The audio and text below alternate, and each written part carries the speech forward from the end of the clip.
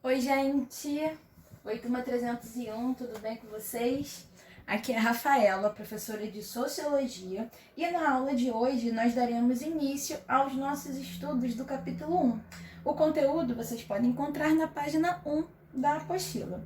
Esse capítulo, ele tem como título Os Novos Pensamentos da Sociedade. E logo no início, ele já leva a gente a pensar, a refletir sobre o que é a sociologia, né? A gente vai definir a sociologia aqui como o estudo científico da organização e do funcionamento das sociedades humanas e das leis fundamentais que regem as relações sociais e as instituições. Então, galera, o que a gente pode ver, né? Que a sociologia é uma ciência, certo? Que estuda a sociedade, né? O próprio nome já vai dar a dica pra gente. Mas quando a gente estuda a sociedade, a gente vai, né, nos focar nos fenômenos que ocorrem nessa sociedade. Esses fenômenos, eles podem ter diversas naturezas, eles podem ser naturais, religiosos, econômicos, enfim. Então, a sociologia, ela vai estudar, né, as sociedades humanas e as leis fundamentais que regem as relações sociais, as instituições. Aí a gente pode destacar, né, que vão ter alguns elementos fundamentais que a gente vai estudar na sociologia, como, por exemplo, a estrutura social, os grupos, as classes sociais, o papel que cada indivíduo ocupa na sociedade, né? E é importante que a gente destaque que a sociologia é uma ciência extremamente importante, tá, galera?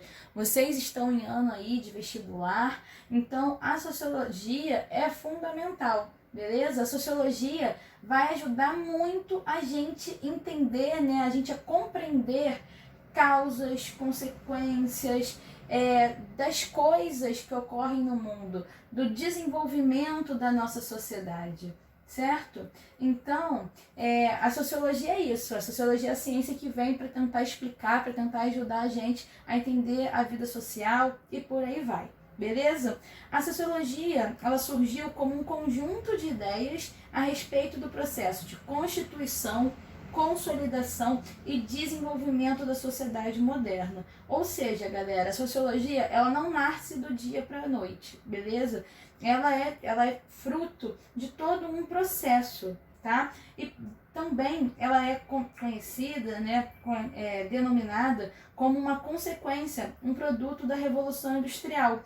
Por isso, ela pode ser denominada como ciência da crise. Por quê? Porque a sociologia, ela surge para tentar dar respostas a questões sociais impostas por essa revolução, que num primeiro momento ela altera a sociedade ali europeia, faz mudanças, alterações locais, e posteriormente ela altera o mundo todo. A Revolução Industrial, como vocês já sabem, né, ela introduz as máquinas no processo produtivo.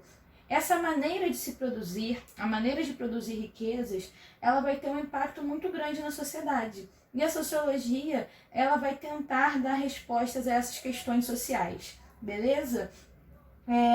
Então, galera, é importante, como eu já mencionei, a gente ter essa ideia que a sociologia ela não surge de repente, certo? Ela é resultado de todo um processo, de todo um conhecimento que vai se desenvolvendo, que vai se apurando sobre a natureza, sobre a sociedade, que se desenvolve a partir ali do século XV, quando ocorreram transformações profundas que tiveram como resultado o desmoronamento da sociedade feudal e a constituição da sociedade capitalista.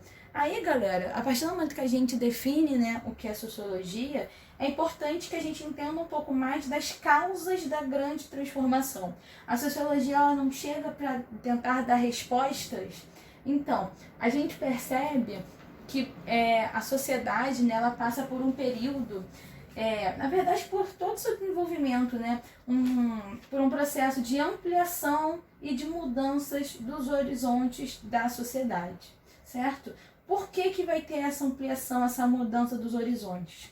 A gente pode pontuar, por exemplo, a expansão marítima, o comércio ultramarino, a formação dos estados nacionais, a reforma protestante, o desenvolvimento científico e tecnológico, tudo isso, né, todos esses fatos estão vinculados uns aos outros. A gente não pode entender eles de forma isolada, a gente tem que entender eles de forma articulada, certo? Tudo isso é responsável por esse movimento intelectual, né, de grande envergadura, de grande alcance, que altera profundamente as formas de explicar tanto a natureza quanto a sociedade, certo? Lembra que eu falei da ideia da ampliação do horizonte, da mudança dessa percepção?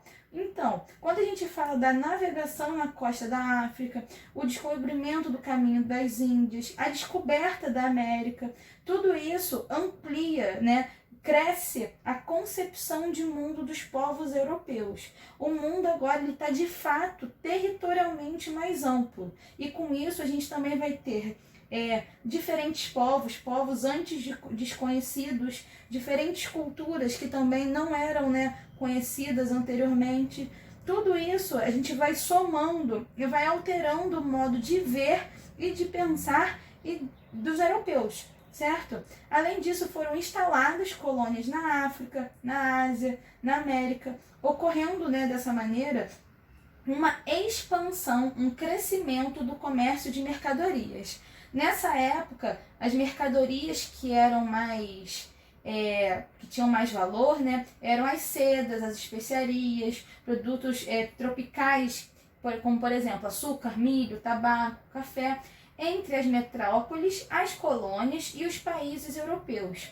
Além disso, é importante também que a gente destaque a exploração de metais preciosos, principalmente na América, e o tráfico de escravos, né, para poder suprir a mão de obra nas colônias, vão dar um grande impulso ao comércio nesse contexto, passando para a mão de grandes comerciantes e de soberanos dos importantes estados nacionais em formação na Europa. Dá para perceber, galera? Soma todas essas informações ocorrendo, a gente vai ter uma grande transformação social ocorrendo ali nesse contexto. A sociologia vai ajudar a entender todas essas transformações.